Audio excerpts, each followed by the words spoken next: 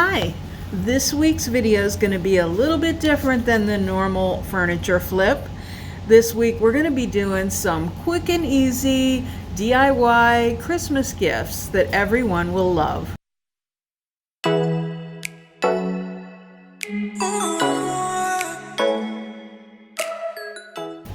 Gift number one is going to be a planner, and these are from the Dollar Tree.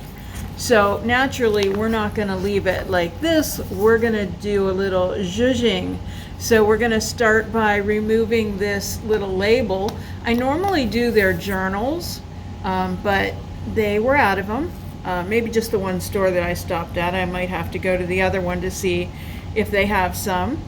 But normally these labels are real easy to peel off. This one, not so much. So first step, you want to peel your labels. And then what we're going to be doing is we're going to be using some of the Iron Orchid Designs molds, which I already have some cast, so it'll be quick and easy. And then we'll be adding them on the fronts of these little books, and we'll be decorating them and making them so that everybody would enjoy having one of these little pocket planners.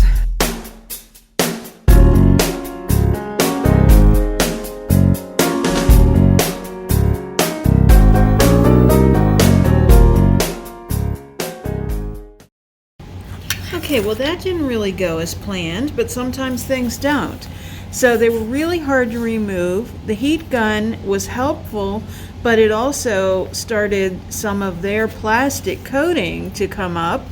And then the best thing I found to scrape with was actually a razor blade, but then you had to be careful with that because then you dig into their paper coating.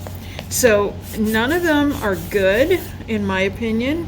I think they peel off a lot easier off the journals because that has a texture. It's like an alligator surface. So what I did with these is I actually used sandpaper, and we're just going to try to get this texture back with some paint, and maybe we'll do some transfers over the back of there and just totally change that texture. So you know, gotta roll with it. I'm not wasting my $5.6.25 now that it's the $1.25 tree. So these, you know, are cute, especially this one, but we're gonna make them way cuter. Okay, let's get started. Okay, so we have our journals laid out here.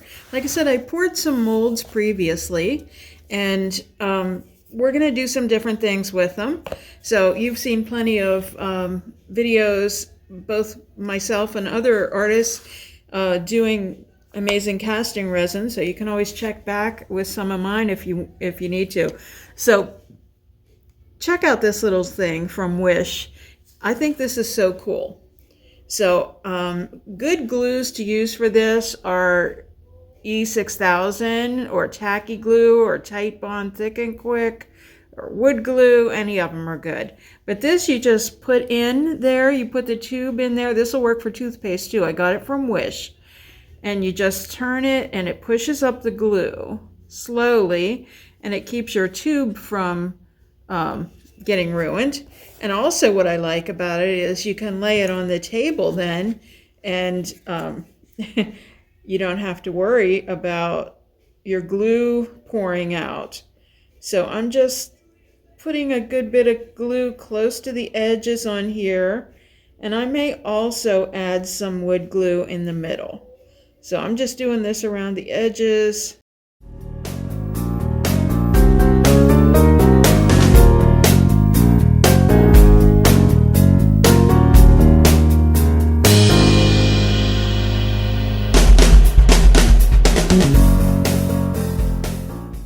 Okay, and I am going to add a little bit of Tight Bond to the middle here. And we'll spread that around a little bit. We just want these to be on here really securely. And we want to let them dry really well so there's no shifting. If you want some really fast hold, you can use the glue gun as well. I'm using the amazing casting resin for the mold as opposed to the air dry clay. because the air dry clay shrinks a tad. So this way we can not have to worry about that, because we're applying the mold first and then we'll apply our paint.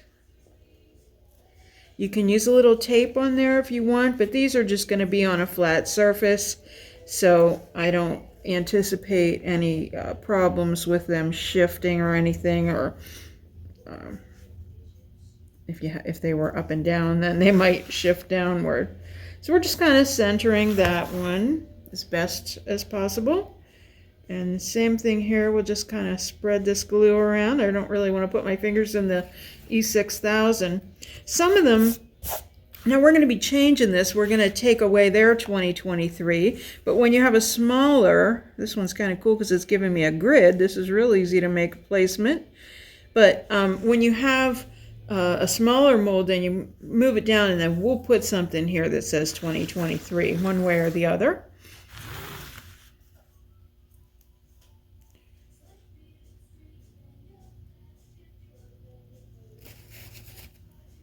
I just love these because by the time we're done with them, they're super elegant. It's a special gift. It's a small one, but it's a special gift. It's thoughtful knowing that it's handmade.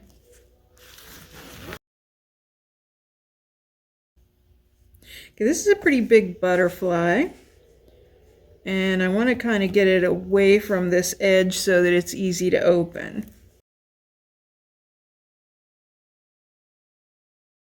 And so we need to let those dry. So our paint has dried, or our glue has dried rather, and so this is what we have. So we're gonna get busy doing some designing now and some painting.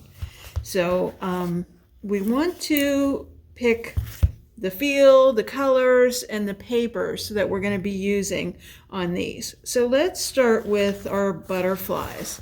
So I found this really pretty paper that I have. So we'll use that as the liner, and then we'll also use this as the color inspiration for our paint job. Okay, so we'll set that aside. And then we have this little flourishy thing. I also have this paper too. This is from JRV decoupage paper, and I have used almost all of it. I love it. I did a tabletop in that, I recall. We have these two, and these are very princessy, if you ask me, because they're cameos. We might want to put something really pretty on the inside of that. But we have this pretty pink paper, and that'll be nice. Or I think on this large one, maybe we should put the 2023 in there. And then I did this one lower, so I don't know, we'll think of something. We'll cut a little piece of that out, or some way to represent that. And then we have this one, and we can do that. I think this side of this paper would be perfect for that, because it has lots of that flourishy stuff. So let's get busy with that. So based on that, we're going to pick our paint. So I think that this would be a really pretty color, or we may want to be a little contrasty and choose something like this, because we have those colors in there. So those are some good selections here. We can do sort of a watercolor effect on the outside of it if we want to. And then our ones that we're using with the butterflies, and we're using this paper, we have this beautiful umber paint that we can use. Or rather, this one is Mojave. Then we also have the umber, but if we want to do something kind of brighter in there, we can use this mirage color. All of these gorgeous colors will work.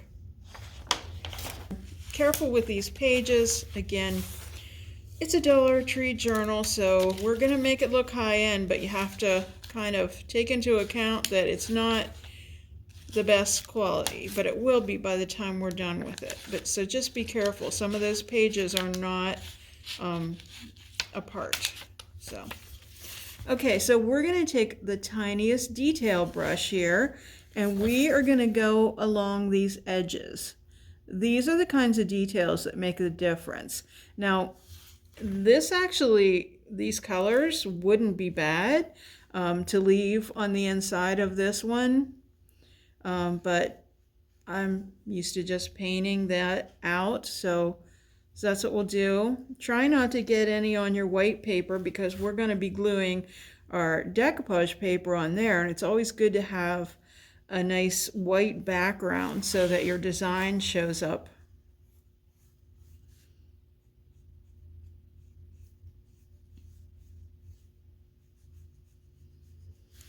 So this is how I always start these, on the inside. And then when you get to the other side, you just flip it over.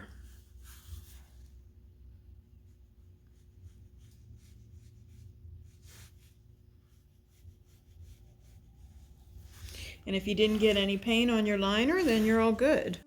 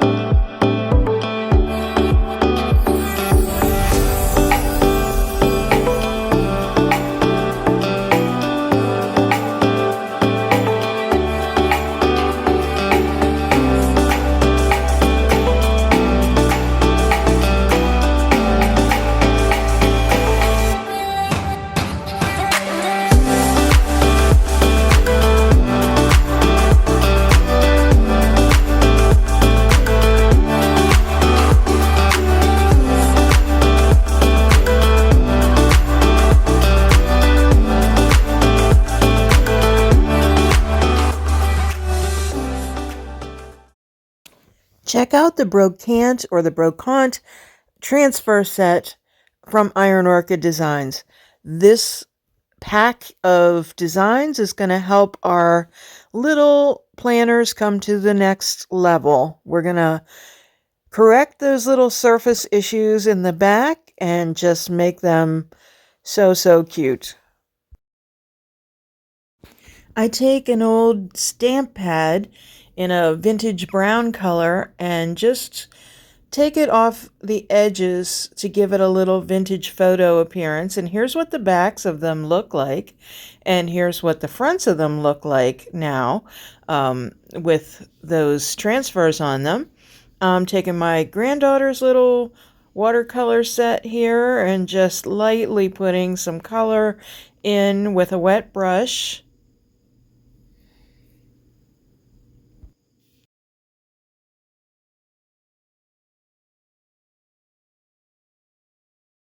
With a brown watercolor pen and a stencil that I got from Wish, I am adding 2023 on each of the books. I do all of the zeros first and then come back in with each additional number, so to give it a chance to let it dry. Fortunately, 2 and 3 are next to each other, so that made it easy.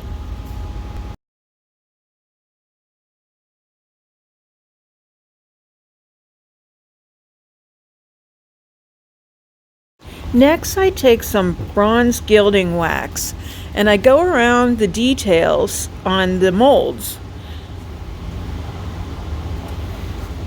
Usually I use gilding wax as a highlighter.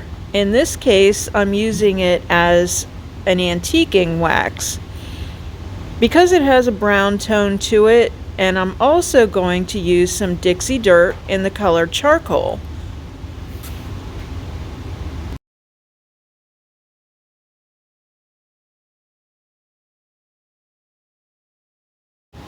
I simply dip the brush into the charcoal dirt, and it just kind of adheres to the wax. Then I go back in, I shake the excess off and dry a little off, and then I use my finger again to highlight the high points.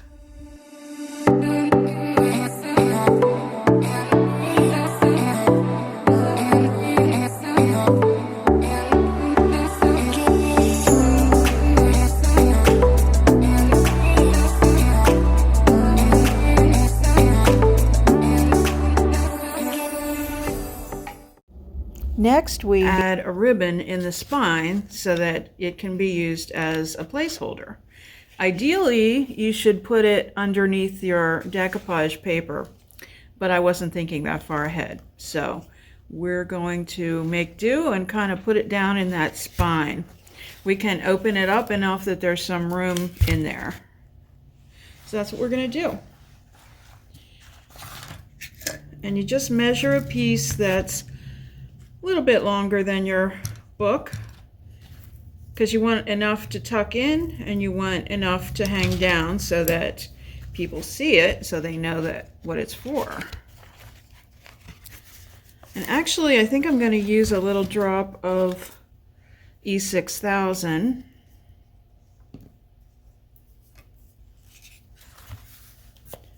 And you want to make sure you get the top of your book. Hate to glue that in there and then have it not be the top. Okay, so we have that glue in there.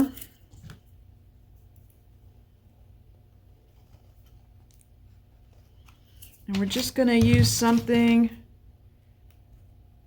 flat and sharp, not necessarily sharp, but flat, to put it down in there. And then that'll have a chance to dry. You don't want to pull it too hard before it does, but we'll let it dry that way. And then your book has a beautiful placeholder. The last step is to use some matte finish and give everything a good spray so none of that wax or dirt goes off in people's hands when they're holding the book.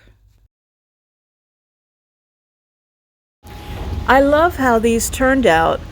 We elevated a Dollar Tree planner to something very, very special. Stay tuned next week for another gift idea.